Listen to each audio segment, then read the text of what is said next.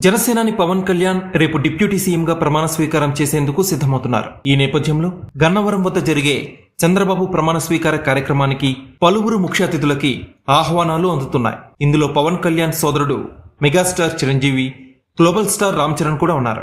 పవన్ కళ్యాణ్ సోదరుడు అయిన మెగాస్టార్ చిరంజీవిని రాష్ట్ర ప్రభుత్వం ప్రత్యేక అతిథి హోదాలో చంద్రబాబు ప్రమాణ స్వీకార కార్యక్రమానికి ఆహ్వానం అందించింది. దీంతో ఆయన ఇవాళే బయలుదేరి విజయవాడ చేరుకోబోతున్నారు.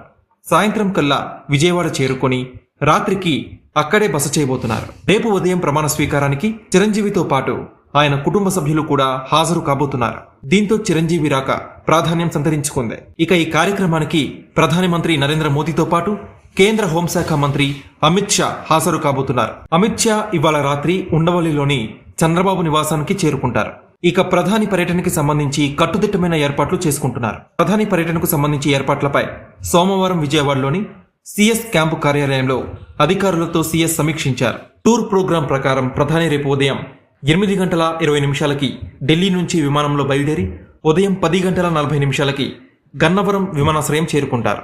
ఉదయం 10:55 అక్కడ సమీపంలోని ఐటీ పార్క్ ప్రాంగణానికి చేరుకొని 11 గంటల నుంచి మధ్యాహ్నం 12:30 వరకు చంద్రబాబు ప్రమాణ స్వీకార కార్యక్రమంలో పాల్గొన్న అనంతరం మధ్యాహ్నం 12:40 గన్నవరం విమానాశ్రయం చేరుకొని 12:45 ప్రత్యేక విమానంలో భువనేశ్వర్ వెళ్లబోతున్నారు.